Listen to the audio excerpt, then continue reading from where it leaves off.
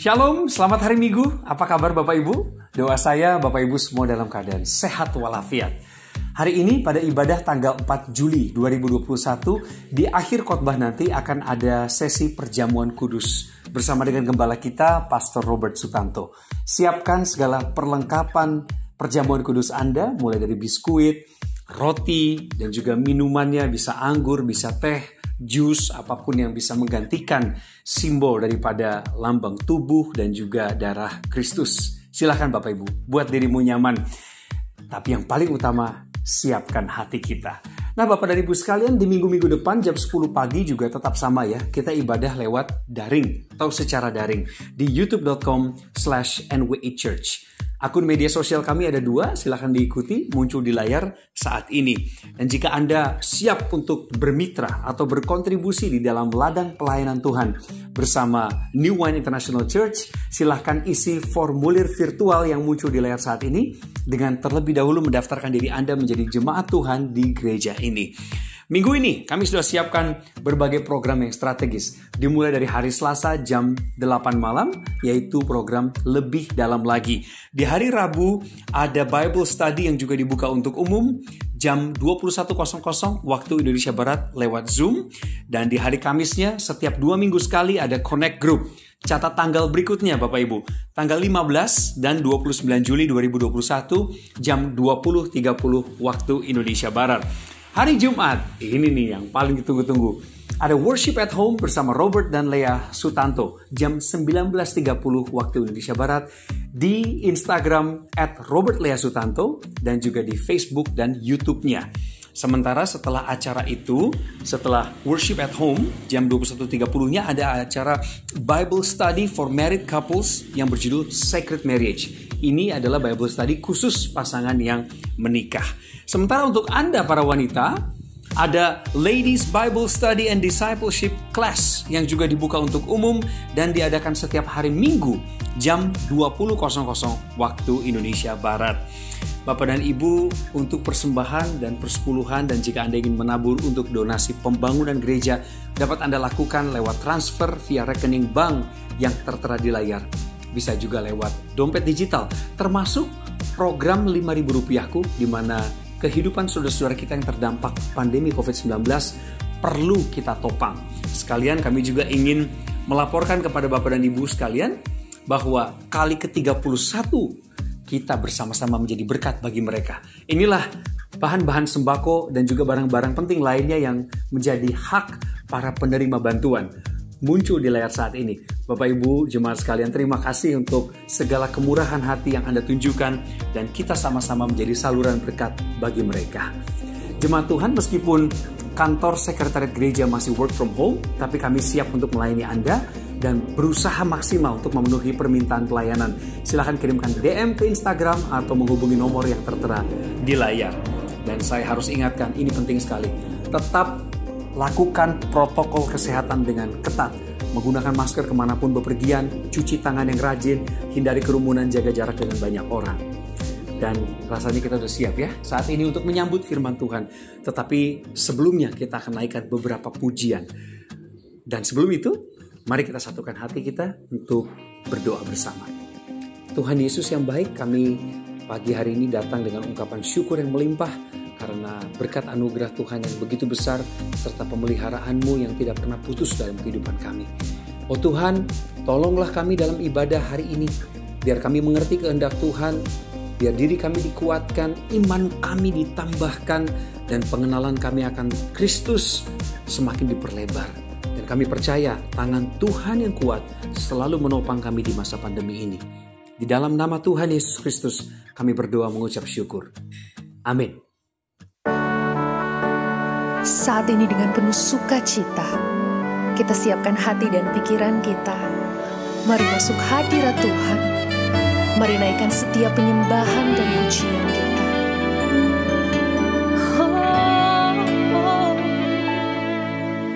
Satu hal yang ku rindukan ya Tuhan, selalu berada di dekatmu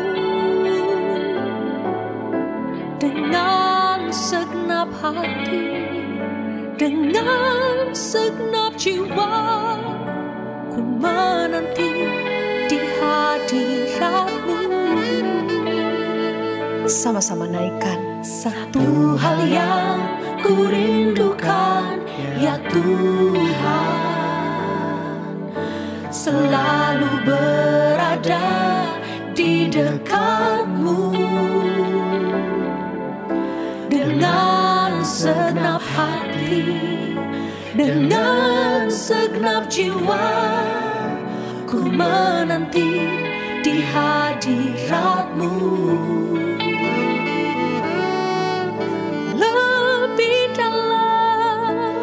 Lebih dalam lagi ku rindu Kau Tuhan, lebih dari segala yang ada. Lebih dalam lagi ku cinta Kau Yesus, ku mengasihi-Mu.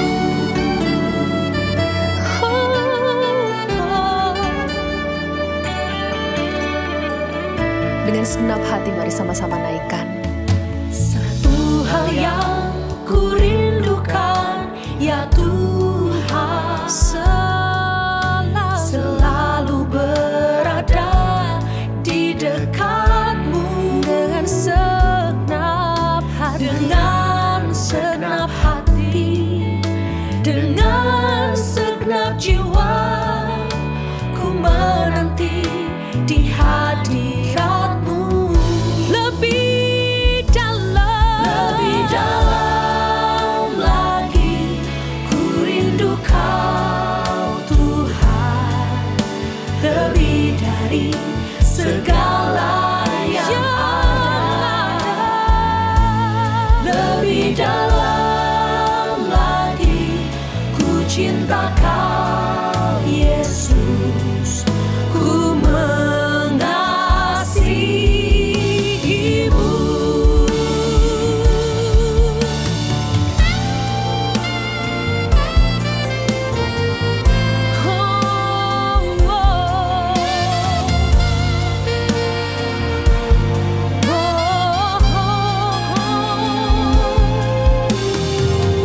Lebih dalam lagi ku rindu Kau Tuhan, lebih dari segala yang ada. Lebih dalam lagi ku cinta Kau Yesus, ku mengasihi-Mu. Lebih dalam lagi ku rindu Kau Tuhan, lebih dari segala yang ada.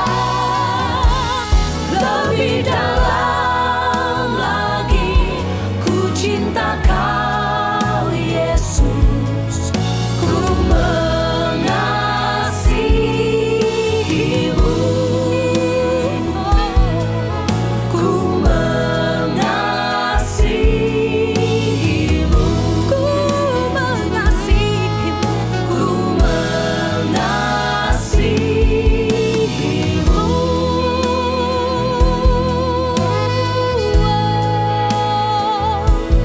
hanya dalam hadirat-Mu ada kekuatan baru.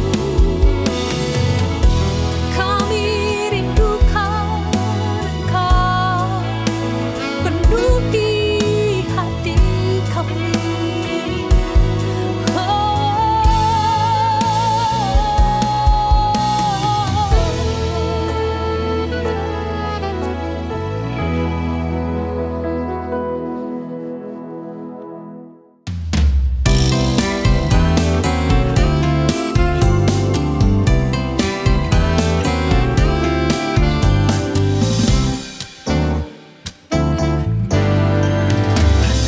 Hari yang bersinar Kau yang ciptakan, bintang berkilauan Kau yang jadikan. Begitu juga kami Tuhan, di mata-Mu amatlah berharga. Besar kasih-Mu kepadaku. Bunga bakung yang di padang Kau yang pelihara. Burung pipit di udara Kau yang beri makan. Begitu juga kami Tuhan, yang berharap hanya kepada-Mu. Tak perlu khawatir hari esok. Ku bersyukur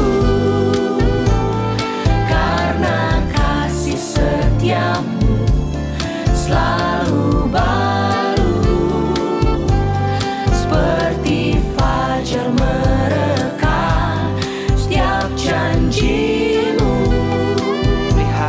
Pelihara hidupku hari ini, esok dan selamanya.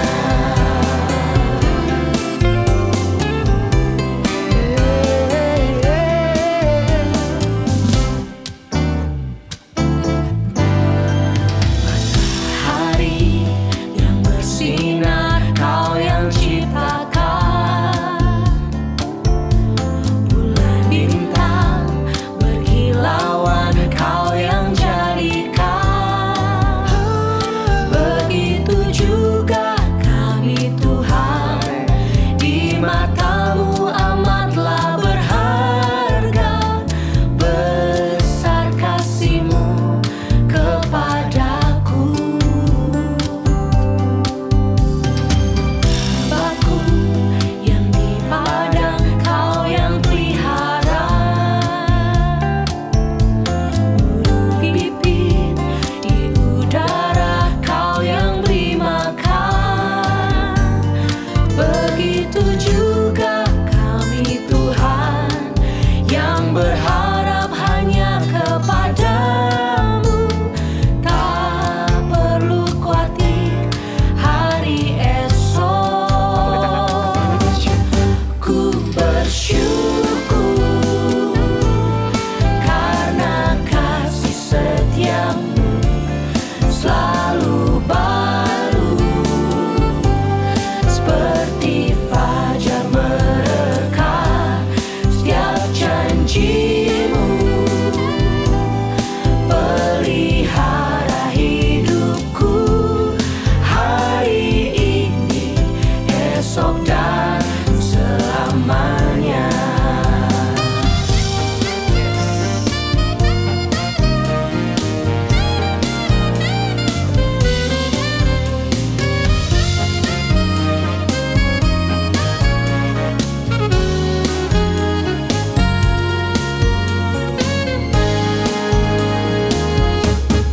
Ku bersyukur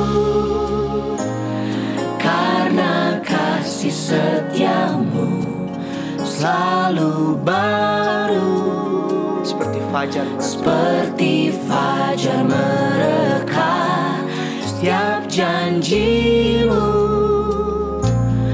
Pelihara hidupku hari ini, esok dan selamanya.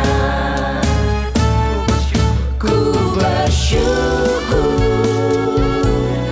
karena kasih setia-Mu selalu baru, seperti fajar mereka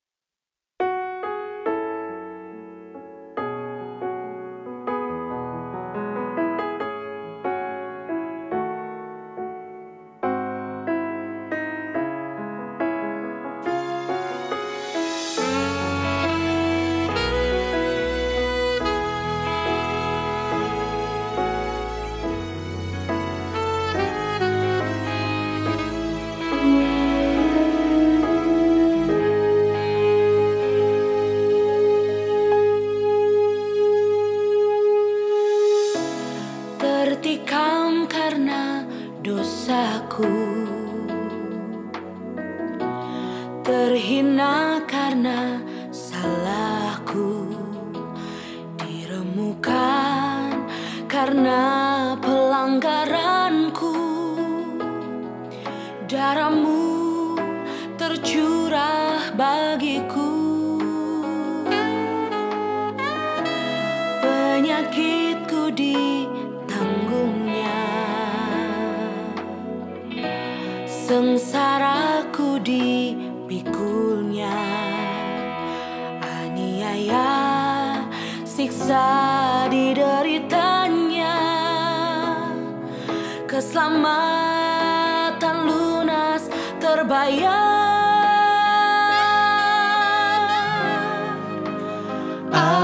Anugerah kehidupan kekal bagi yang percaya, tak akan binasa, hidup selalu dekat bersama Dia dalam kemenangan dan kemuliaannya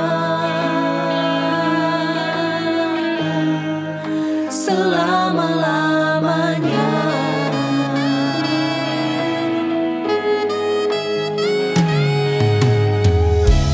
Penyakitku ditanggungnya, sengsaraku dipikulnya, aniaya siksa dideritanya, keselamatan lunas terbayar.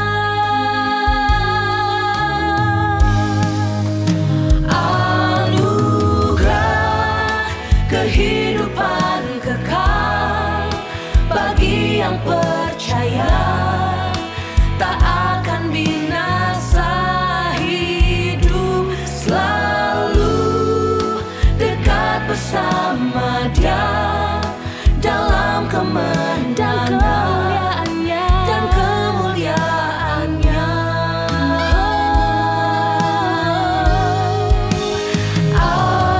Anugerah kehidupan kekal bagi yang percaya, tak akan binasa, hidup selalu dekat bersama Dia dalam kemenangan dan kemuliaannya.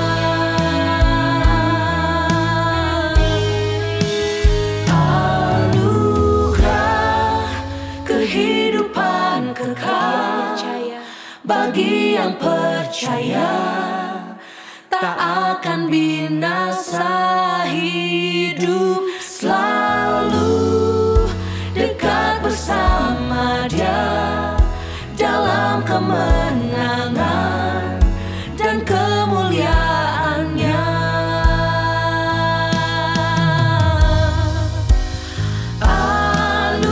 Anugerah kehidupan kekal bagi yang percaya, tak akan binasa, hidup selalu dekat bersama Dia dalam kemenangan dan kemuliaannya. Dan kemuliaannya selama-lamanya.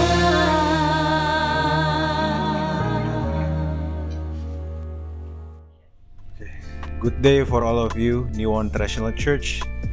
Senang bisa melihat dan melayani saudara lagi di minggu pertama dari bulan Juli ini. Bagi yang saudara yang Kristen banget, saya ucapkan shalom. Bagi saudara-saudara yang generasi lebih muda, saya ucapkan selamat pagi dunia yang penuh pencitraan. Good to see you all. Dan saudara, bulan ini adalah bulan yang tidak mudah. Saya tahu banyak di antara saudara dalam ketakutan, apalagi pada waktu kita tahu bahwa COVID-19 sedang meledak. Tapi saya berharap bahwa di dalam keadaan apapun saudara tetap punya pengharapan dan dan tetap menjaga yang harus dijaga.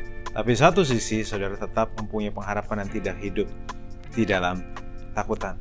Saudara, dan jangan lupa, hari ini kita akan ada perjamuan kudus dan saudara bisa menyiapkan segala hal yang perlu kita persiapkan. Bisa roti, bisa kopi, bisa teh, bisa minuman biasa.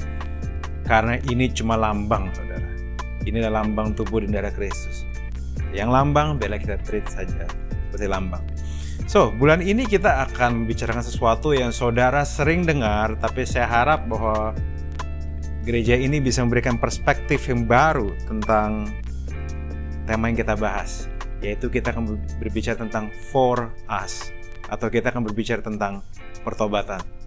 Pertobatan adalah salah satu kata yang saudara sering dengar dimanapun saudara berada. Kalau saudara itu dari lahir Kristen, atau saudara mungkin bahkan dari lahir udah bisa bahasa roh, tidak ubah kenyataan bahwa di dalam kehidupan saudara akan sering dengar kata-kata ini, dan saudara dituntut untuk bertobat, berbalik dari jalan-jalan yang jahat. Saudara dituntut bahkan entah dengan cara yang lembut atau dengan cara yang menakut-nakuti, saudara diminta untuk bertobat. Nah, itu yang akan kita bahas. Dan kita pun seringkali mendengar tentang berbagai macam versi tentang pertobatan, saudara. Dan ini yang akan kita pelajari. Tetapi sebelum itu, mari kita berdoa dulu. Bapa, kami ucap syukur atas hari ini. Biar firman-Mu menginspirasi kami. Biar firman-Mu membuat kami bisa hidup sesuai kehendak-Mu. Engkaulah tujuan hidup kami, Tuhan. Thank you, Lord. In Jesus' name we pray. Amin. Amin, amin, amin, saudara. Bagi saudara yang baru pertama kali datang, saya ucapkan halo. Semoga saudara enjoy. This is who we are. We are open. We are honest. Kami authentic. Kami encouraging. Kalau saudara enjoy, silahkan bergabung. Di Matius 3:2, Yesus mengatakan bahwa bertobatlah sebab kerajaan Allah sudah dekat. Ini Yesus sendiri yang ngomong, berarti ini adalah sesuatu yang penting bagi dia. Dan saudara juga lihat bahwa Yesus nggak sekedar ngomong bertobatlah. Bertobatlah juga ada alasannya. Kenapa? Karena kerajaan Allah sudah dekat. Jadi pertobatan sendiri adalah sesuatu yang membutuhkan alasan, saudara. Nah, tapi saya tahu banyak di antara saudara, misalnya ada 5.000 orang yang ikutan online service ini, bisa aja ada 5.000 sudut pandang, 5.000 pemikiran tentang pertobatan. Mungkin ada beberapa di antara saudara berpikir bahwa pertobatan identik dengan tangan getar-getar. Oh ya Tuhan. Atau identik dengan tangisan. Ya, yang nangis ya sampai kayak gerung-gerung yang sampai seakan-akan kayak bombastis sekali. Aku benci dia dan sebagainya. Atau mungkin saudara pertobatan identik dengan saudara getar-getar, atau saudara dan udah melakukan begitu banyak hal yang lain. Dan saya akan bahas sedikit di Matius 22 ayat 74-75, dan ini yang Petrus lakukan pada waktu dia menyangkal Tuhan untuk ketiga kalinya. Dan beberapa statement ini. Maka mulailah Petrus mengutuk dan bersumpah, aku tidak kenal orang itu. Yang pada saat itu berkokoklah ayam. Maka teringatlah Petrus akan apa yang dikatakan Yesus kepadanya. Sebelum ayam berkokok, engkau telah menyangkal aku 3 kali. Lalu ia pergi keluar dan menangis dengan sedihnya. Dia menyesal. Dia terluka. Tapi saudara bisa lihat bahwa dia hanya menyesal. Dia nggak tahu mengapain. Tetapi saudara bisa lihat bahwa nggak ada yang dia lakukan. Dia cuma nangis. Memang ide pertobatan identik dengan tangisan. Saudara, saya berasal dari satu gereja yang dimana-mana kalau mau tobat, kalau mau ada ditantang, kamu harus percaya Yesus, bertobatlah di jalanmu sesat. Jadi itu akan diisi dan identik dengan tangisan, berlutut, getar-getar, dan segala sesuatu yang saudara pernah lihat. Tentu sekali lagi kita tidak anti dengan manifestasi dari yang getar-getar, atau yang bahasa roh, atau yang manifestasi yang dia bentuk kayak ular gitu, muter-muter sana sini, kayak bahkan beberapa saya sempat dengar bahwa ada orang bilang kayak saat orang lagi manifest gitu, ada yang bilang ke saya, itu orang lagi bertobat tuh. Saya pikir, oh itu bertobat jadi identiknya kayak ular gitu ya, kayak gitu-gitu. Atau kayak aku benci dia, yang penuh kemarahan, yang ada di berbagai macam retret yang saudara sering lihat. Nah, tapi permasalahannya kita juga sering dengar bahwa setiap kali di gereja kalau ada pendetanya atau worship bicara yang luar biasa, akan ada tangisan dan air mata. Nah, tapi pertanyaan saya cuma satu. Apakah nangis itu pasti tobat? Apakah ayat yang ditulis di ayat ke-75 ini Petrus menangis dengan sedihnya adalah tanda sebuah pertobatan. Nah, saya rasa itu yang kita mau ajak. Kenapa? Karena kalau misalnya tangisan itu adalah sesuatu yang pasti bertobat, atau tangisan adalah tanda sesuatu yang bertobat, maka akan terjadi begitu banyak kesulitan dengan begitu banyak orang yang nggak terbiasa nangis atau nggak terbiasa mendramatisir keadaan. Kenapa? Karena kalau dia nggak bisa nangis, dia nggak nangis, berarti dia belum bertobat. Apakah kita akan mengukur keimanan seseorang hanya dari air mata atau dari air maca? I'm just kidding. Tentu saya percaya, saya melihat ada begitu banyak orang yang habis menangis, dia tiba-tiba bertobat. Tapi apakah itu adalah satu-satunya yang menjadi lambang pertobatan? Kan jika itu terjadi, maka saya bisa bilang bahwa ada begitu banyak rasul yang belum bertobat. Kenapa? Karena saudara bisa lihat bahwa pada waktu mereka menerima Yesus, tidak ada tangisan, atau minimal tidak ditulis. Tentu kalau misalnya sepenting itu, Alkitab akan menuliskannya. Dan kita juga perlu mengerti bahwa berarti bertobat itu apa? Banyak orang berpikir bertobat artinya berhenti berbuat dosa. Tentu saya tidak anti hal itu. Kenapa? Karena memang ada ayat-ayat yang bilang bahwa bertobat ya kita harus berhenti melakukan hal yang salah. Karena dosa adalah pelanggaran hukum Tuhan. Jadi sangat masuk akal kalau orang berpikir bahwa bertobat artinya berhenti berbuat dosa. Tapi permasalahannya, apakah hanya berhenti berbuat dosa adalah tanda seseorang bertobat? Atau tanda seseorang hanyalah kapok yang biasa? Apakah hanya sampai situ, saudara? Kenapa? Karena kalau saudara lihat, saya akan share tentang saudara bisa buka tentang bagaimana ada statement atau ada cerita yang Yesus lakukan, bagaimana Yesus bersinggungan dengan anak muda yang orang kaya yang bodoh. Yang orang ini bertanya pada Yesus bahwa guru, apa yang harus kulakukan agar bisa memperoleh hidup yang kekal? Yesus bilang, lakukanlah semua hukum Taurat. Saudara lihat gak? Karena si anak muda ini ngomong sama Yesus, apa yang harus aku lakukan? Yesus ngomongnya relevan juga. Ini yang harus kamu lakukan. Kalau kita tahu, Yesus kasih tahu kita bahwa kita tidak bisa menyelamatkan diri kita sendiri. Paulus mengatakan kita tidak bisa menyelamatkan diri kita sendiri. Hari ini, kalau saudara bisa menjadi orang Kristen dan bisa menerima Yesus sebagai Tuhan dan Juru Selamat, itu hanya karena kasih karunia-Mu. Kau dibenarkan bukan karena apa yang kau lakukan, tapi apa yang Yesus sudah lakukan. Tapi saudara, ini yang menarik saudara, bahwa si orang kaya ini, kalau saudara perhatiin baik-baik, begitu sudah orang kaya ini bilang bahwa dengan sombongnya dia bilang, "Hei, aku sudah lakukan semuanya." Tentu bagi saya saudara bahwa si anak muda yang kaya ini adalah calon menantu idaman. Kenapa saudara? Karena dia kaya, dia baik, dan dia kelihatannya tulus. Muda foya-foya, tua kaya raya, mati masuk surga. Karena apalagi saudara kita lihat, apalagi kalau misalnya si anak muda yang kaya ini tinggal di Indonesia. Apalagi begitu banyak anak-anak Indonesia yang hidupnya visi foya, misi foya, visi misi untuk foya-foya. Tentu bagi saudara ini sesuatu yang sangat oke. Tapi ini menarik bahwa Yesus nggak berhenti sampai situ. Yesus bilang, belum nyampe situ, belum selesai. Jualah semua hartamu, berikanlah pada orang miskin. Dan ini yang menarik, ikutlah aku. Wow. Jadi bagi Yesus pertobatan atau perubahan bukan cuma sekedar kamu berhenti berbuat dosa atau menjadi orang yang taat beragama, yang religius, tapi lebih dari itu, kamu berarti seperti kamu berganti arah dalam kehidupan kamu. Ya, kamu yang tadinya punya prioritas arah yang kamu tuju, kamu berhenti ngambil arah itu dan kamu berbalik ke arah yang lain. Karena hari ini kita mengerti bahwa pertobatan bukan cuma sekedar berhenti berbuat dosa. Pertobatan bukan cuma sekedar berhenti berbuat salah. Tapi pertobatan juga berarti mengambil jalan yang benar.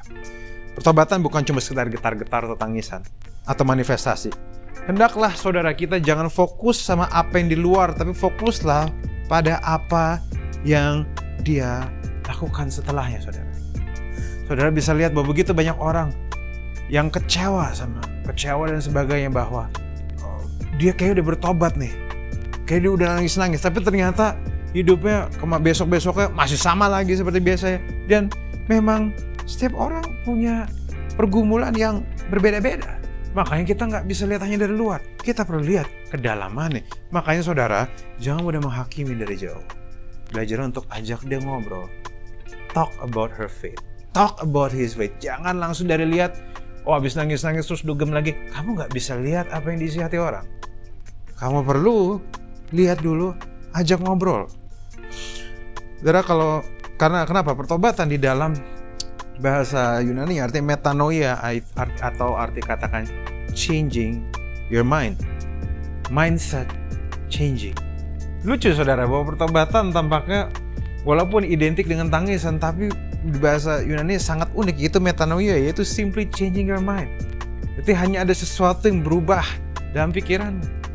Tampaknya pertobatan nggak selalu perlu tangisan, tapi yang paling penting dan paling terlihat dalam pertobatan ada pikiran yang berubah. Saya mau ajak saudara-saudara untuk melihat di satu kitab tentang di anak yang hilang, saudara. Di Lukas 15 ayat 12-24, saudara mungkin tahu ayat ini. Yesus berkata lagi, ada seorang mempunyai 2 anak laki-laki. Kata yang bungsu kepada ayahnya, Bapa, berikanlah padaku bagian harta milik kita yang menjadi hakku. Lalu ayah membagi-bagikan harta kekayaan itu di antara mereka. Mereka artinya apa? Bukan cuma anak yang bungsu, tetapi anak yang sulung juga. Jadi sudah dibagi. Dan ini kan saudara bisa tahu bahwa ini tindakan yang kurang ajar, karena warisan yang diberikan pada orang yang masih hidup dari orang yang sudah meninggal. Tapi ayahnya masih hidup dan masih segar. Berarti bukti ini sebuah tindakan yang sangat kurang ajar dan sangat menyebalkan. Beberapa hari kemudian anak bungsu itu menjual seluruh bagian itu lalu pergi ke negeri yang jauh. Di sana ia memboroskan harta miliknya itu dengan hidup berfoya-foya. Ini yang kita menarik, saudara. Saudara perlu mengerti bahwa kadang yang kita inginkan tidak selalu menuju apa yang kita harapkan. Kadang yang kita inginkan tidak selalu menuju apa yang kita harapkan. Kenapa? Karena ini bukti bahwa seseorang bisa menginginkan sesuatu, merasa itu baik, tapi di ujungnya ternyata adanya kebinasaan, kesia-siaan, kesulitan, dan kemiskinan. Jadi saudara tuh jangan kaget kalau Tuhan gak izinkan saudara dapat sesuatu. Kenapa? Karena mungkin saudara, Tuhan tahu bahwa di ujung sana apa yang saudara inginkan saat ini tidak akan menjadi seperti apa yang saudara harapkan.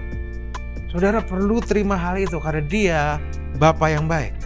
Dan kalau ada di antara saudara yang diizinkan Tuhan untuk melewati hal itu, dan kalau kamu masih hidup, kasih tahulah sama saudara-saudara yang membawa apa yang kita inginkan tidak selalu membawa apa yang kita harapkan. Seorang bisa merasa, saya merasa ini baik bagi saya. Itu seringkali hanya perasaanmu. Your feelings can deceive you. Tolong para ladies, especially para laki-laki yang hidupnya baperan, tolong itu dicatat baik-baik. Nah, kemudian kita lanjut lagi. Dan setelah dihabiskannya semua itu, timbul bencana kelaparan dalam negeri itu dan ia pun mulai melarat. Lalu ia pergi dan bekerja pada seorang majikan negeri itu. Orang itu menyuruh ke ladang untuk menjaga babinya, mengisi perutnya dengan ampas menjadi makan babi, tapi tidak seorang pun memberikan kepadanya. See, sometimes apa yang kita inginkan bisa membawa kita pada kenestapaan. Maka gak heran banyak orang yang Tuhan gak izinkan dapat apa yang dimiliki. Karena mending kalau cuma dapat kesia-siaan, tapi kalau yang dapatnya adalah kesulitan, neraka lokal seperti ini, makan ampas babi. Mana ada ayah yang tega, saudara? Tapi kadang memang bisa aja diizinkan. Kenapa? Karena di ayat 18 dan 19, ayat 18 sampai 20 saya akan bacakan. Tiba-tiba dia kepikiran, aku akan bangkit dan pergi kepada bapakku dan berkata kepadanya, Bapa, aku telah berdosa terhadap surga dan terhadap Bapa. Aku tidak layak lagi disebut anak Bapa, jadikanlah aku sebagai suatu upahan Bapa. Maka bangkitlah ia dan pergi kepada bapaknya. Ketika ia masih jauh, ayahnya telah melihatnya, lalu bergeraklah hatinya oleh belas kasihan. Ayah itu berlari mendapatkan dia, lalu merangkul dan mencium dia. Nomor 1, pertobatan artinya sadar. Makanya arti bahasa Yunani yaitu metanoia, yaitu perubahan pola pikir. Kenapa? Karena pertobatan pada dasar adalah sebuah kesadaran bahwa kamu mengambil jalan yang salah. Saudara mungkin mengambil banyak jalan yang salah. Kita perlu untuk belajar punya self-awareness dalam kehidupan kita. Keputusan apa yang kita ambil, apakah itu pasti benar? Kita perlu punya lihat kehidupan spiritual kita. Kita perlu lihat kehidupan fisik kita. Kita perlu lihat kehidupan kita. Apakah saya sudah melakukan hal yang terbaik yang bisa saya lakukan? Atau saya sudah benar, gitu maksudnya. Tapi saudara lihat bahwa si sang anak menyadari bahwa dia ada sadar. Yang kedua, tapi masalah bertobat bukan cuma sadar. Di ayat 19 dan ayat 20 dikatakan bahwa ia bangkit dan pergi kepada bapaknya. Ternyata sadar bertobat bukan cuma sadar, tapi juga berbalik arah. Dan tidak cukup hanya berbalik arah, dia pun berusaha mengambil arah yang benar. Kalau saya mau kasih contoh pertobatan itu seperti ini, saudara. It gives you an idea bahwa pertobatan itu seperti seseorang lagi nyetir. Tiba-tiba dia nyasar, dia tahu, dia merasa dia sadar dia nyasar. Kenapa? Karena mungkin GPS-nya merasa membuat dia jadi jauh dibanding yang arah yang dia mau tempuh. Sehingga pada akhirnya dia punya pilihan. Dia sudah sadar, apakah dia mau terusin atau dia berbalik arah. Bertobat bukan cuma sadar bahwa kita nyasar, tapi bertobat juga berbalik arah. Makanya saya selalu bilang, kalau misalnya kamu salah, jangan cuma nangis, putar balik. Kalau hidupmu salah arah, kamu jangan nangis, putar balik. Mumpung masih bisa putar balik. Begitu banyak orang pas nyasar, ya udah, aduh gimana nih, cuma bisa nangis. Tapi harusnya dia putar balik. Kenapa? Karena nangis, sadar saja, tidak akan membawa kamu kemana-mana. Kamu akan tetap ada di jalan yang salah. Nah, makanya di Matius 3:8 mengatakan, jadi hasilkanlah buah yang sesuai dengan pertobatan. Ini menarik saudara, bahwa Yesus yang ngomong tentang buah sesuai dengan pertobatan. Yang ini buah apa? Ini adalah buah roh. Ini Galatia 5 ayat 22. Saudara, berkali-kali saya bilang bahwa untuk bisa menabur benih itu mudah. Tapi agar dari benih menjadi buah, itu butuh waktu dan butuh proses. Saudara percaya hal itu? Buah nggak muncul tiba-tiba. Dan begitu pun juga perjalanan pertobatan tidak akan selalu mulus.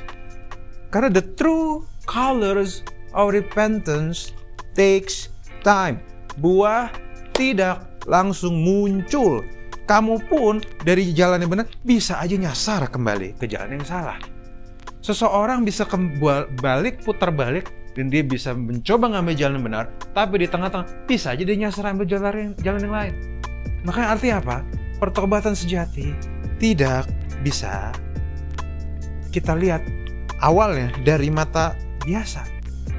Kita makanya tidak bisa langsung menghakimi, saudara. Kenapa? Karena pada dasarnya repentance is not just an event, it is a journey. Pertobatan bukanlah cuma sebuah momen, tapi dia juga ada sebuah perjalanan.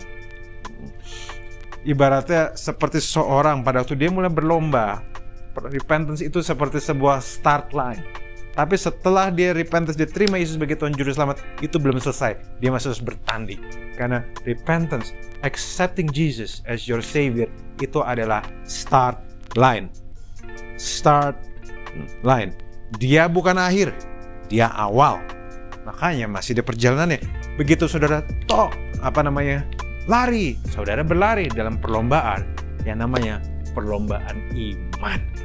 Untuk saudara berjuang, untuk saudara membangun iman saudara, membangun kehidupan spiritual saudara, sehingga bukan cuma menjadi orang yang sangat spiritual, tapi agar spiritual itu terpancar di dalam kehidupanmu sehari-hari.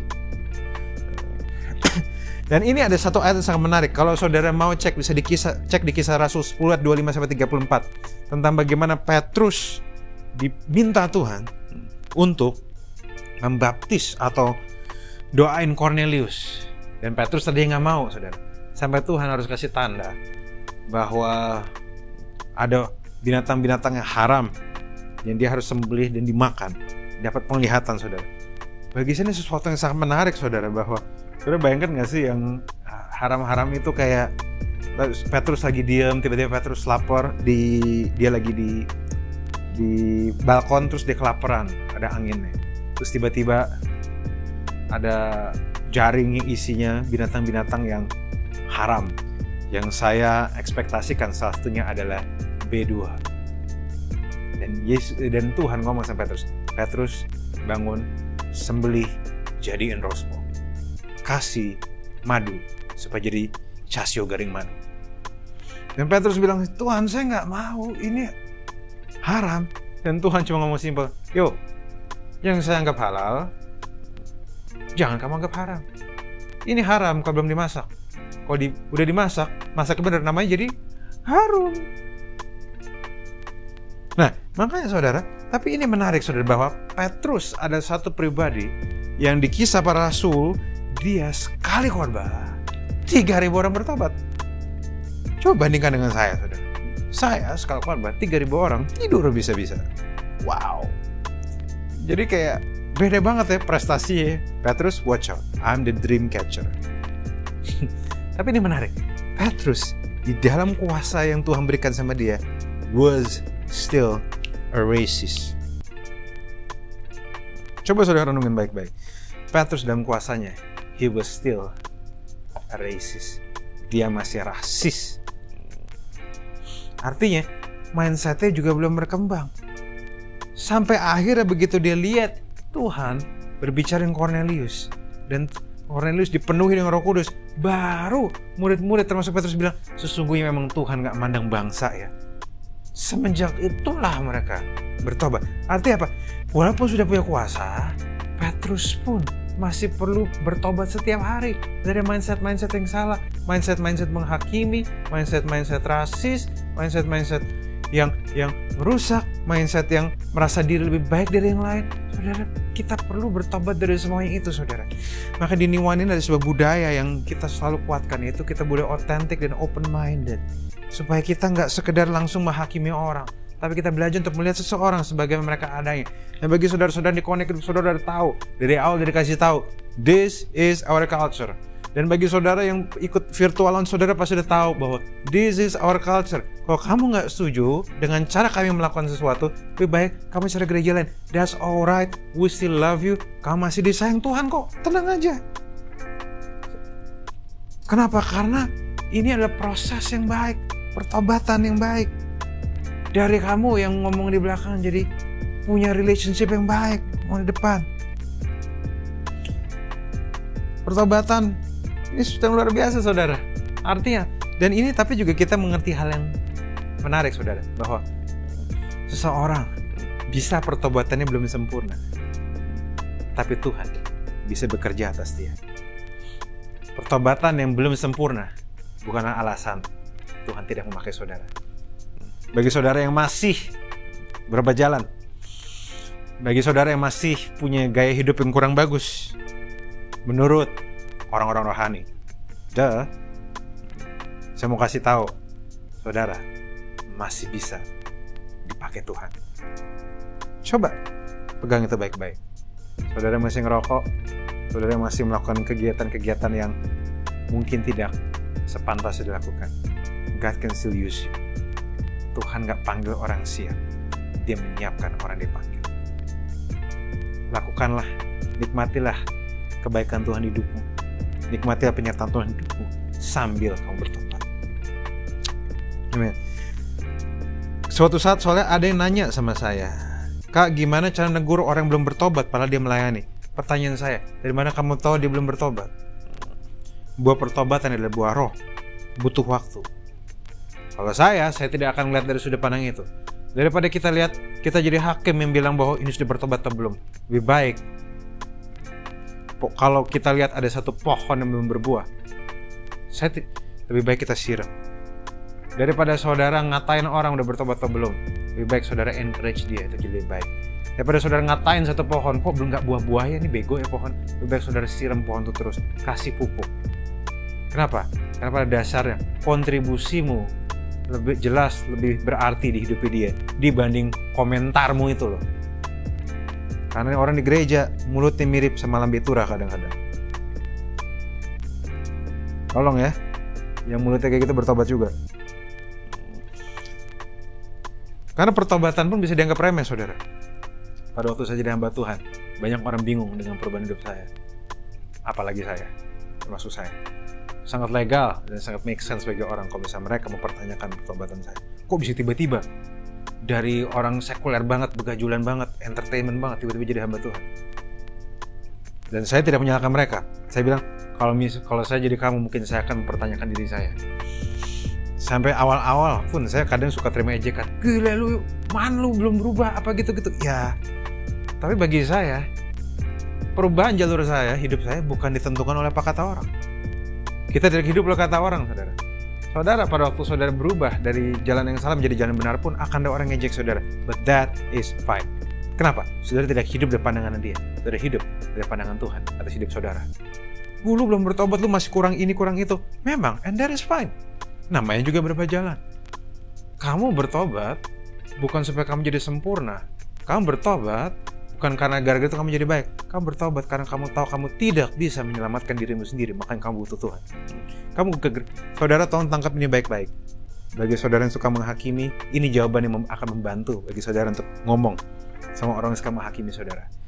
Saya melayani dan saya ke gereja bukan karena saya paling suci.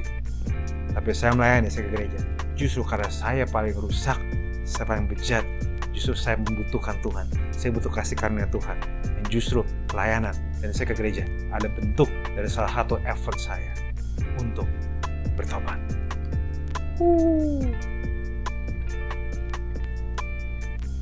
This will help you. Dan saudara bisa lihat, saya udah mau selesai, dan saudara bisa lihat bahwa justru yang paling diuntungkan di dalam pertobatan itu, saudara, adalah yang bertobat.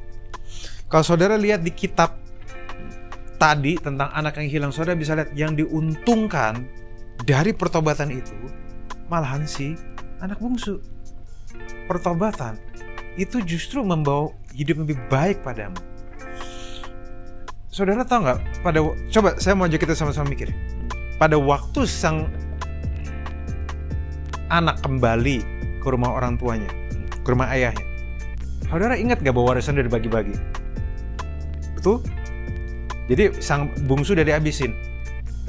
Dua warisan kan dibagi dua, si sulung dan si bungsu. Si yang bungsu udah habis duitnya. Dan si ayah bilang, ayo kita masak enak, kamu pakai baju yang bagus-bagus. Itu kan keluaran budget juga, saudara. Pertanyaan saya, dari budget siapa? Budget yang sulung. Jadi sebenarnya masuk akal lah kalau sang sulung itu kesel. Kenapa? Karena untuk si anak kampret ini senang dirayainnya, potong babinya, potong makanannya, pesta-pestanya, partinya, minumannya, DJ-nya dari budget si sulung. Ya iyalah si sulung kesel. Saudara bisa lihat nggak? Pertobatan sang anak bungsu tidak menguntungkan sang ayah, tidak juga menguntungkan yang sulung. Tapi pertobatan si bungsu menguntungkan si bungsu itu sendiri. Pertobatanmu tidak menguntungkan Tuhan, karena Tuhan akan tetap Tuhan walaupun kamu bertobat. Pertobatanmu juga sebenarnya tidak menguntungkan saudara-saudara seimanmu, karena perjalanan iman seorang beda-beda. Tapi pertobatanmu kembali ke jalur yang benar, dari gaya hidup yang berbeda, gaya hidup yang salah, cara pikir yang salah, itu akan menguntungkan dirimu. Saudara perlu pegang hal itu baik-baik. Pertobatan bukan cuma sekadar keluar dari jalan salah, tapi masuk menuju jalan yang benar, sampai ke tempat yang benar. Nah, saat kita menyesal, bisa aja ada air mata yang keluar, bisa aja ada penyesalan, tapi jangan berhenti sampai situ. Jadikan air mata itu sebagai bahan bakar menuju tempat lebih baik, menuju pelukan dengan sang ayah, sang Bapa di surga. Pertobatan itu kayak olahraga, supaya berbuah memang harus dilakukan setiap hari. Supaya badan jadi gede, perlu dilakukan setiap hari. Beberapa di antara saudara mungkin ada yang belum bertobat, masih berubah jalan dan bingung dengan pertobatannya sendiri, karena keadaan saudara beda-beda.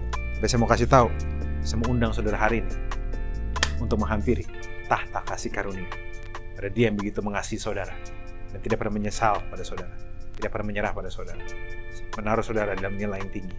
Saya berharap berita pertobatan ini bukan cuma sekedar pertobatan, tapi berita ini menyukakan saudara, supaya saudara bertobat bukan karena takut, supaya saudara tahu pertobatan itu baik. Pertobatan itu baik untuk hidup saudara. Saudara kembali kepada Bapamu di surga. Saudara kembali punya damai sejahtera. Saudara kembali diangkat menjadi anak.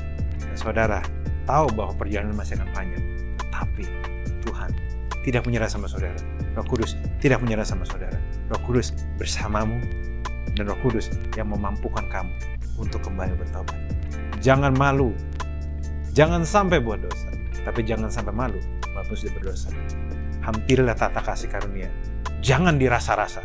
Hampirilah dia dan rasakan bagaimana kasih karunia-Nya menyegarkan kamu kembali. Saya mau ajak kita sama-sama perjamuan kudus, saudara.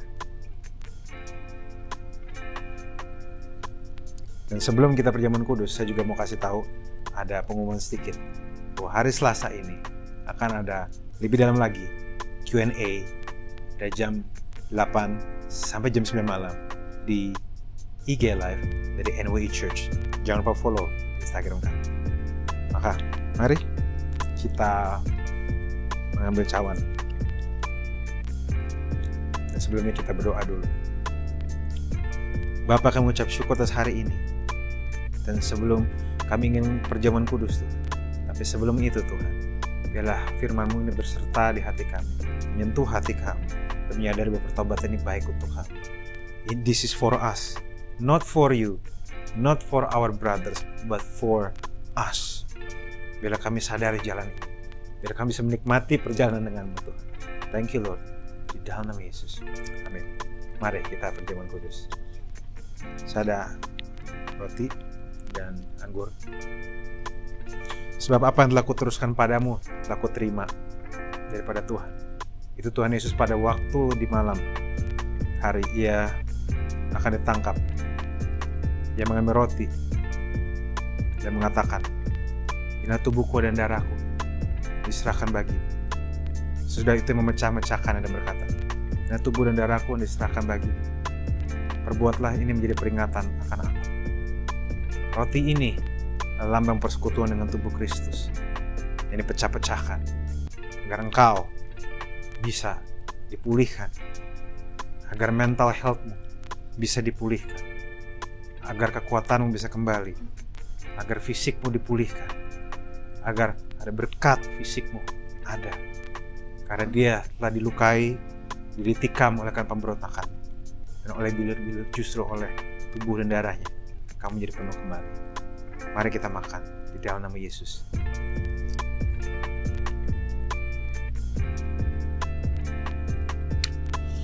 Kemudian juga Ia mengambil cawan sesudah makan. Ia berkata, cawan ini adalah perjanjian baru yang dimeteraikan dengan darah. Perbuatlah ini senantiasa sampai kau mengingatkan akan aku. Cawan ini adalah perjanjian baru. Cawan ini ada sebuah lambang mengatakan bahwa ada sebuah perjanjian yang tidak terpisahkan antara saudara dengan Tuhan. Bahwa saudara jadi milik Tuhan dan Tuhan menjadi milik saudara selama-lamanya.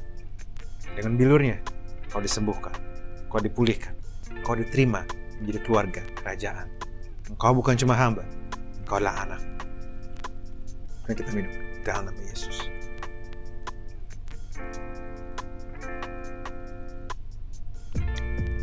Amin. Terima kasih. Kami mengingat kembali Engkau di kayu salib. Kami mengasihi-Mu. Pengorbanan yang membuat kami menjadi sebagaimana kami ada hari ini. Biar kami ingat Engkau kembali. Biar ada kesembuhan, perlindungan, damai sejahtera menyertai kami. Terima kasih Bapa atas hari. Dan sebelum kami pulang, sebelum kami melanjutkan aktivitas kami terima berkat dan berasal daripada-Mu. Kita angkat tangan kita, katakan, Tuhan memberkati Engkau dan melindungi Engkau. Tuhan menyinari Engkau dengan wajah-Nya dan berikan Engkau kasih karunia. Tuhan menghadapkan wajah-Nya kepadamu dan beri Engkau damai sejahtera. Harta yang paling melimpah, harta yang paling terbesar, yaitu penyertaan Tuhan yang tidak henti-hentinya akan menyertai kamu mulai dari hari ini sampai engkau bertemu dengan Dia lagi. Di dalam nama Yesus. Amin. God bless you. Tuhan berkati. Sehat-sehat. Jangan lupa protokol kesehatan.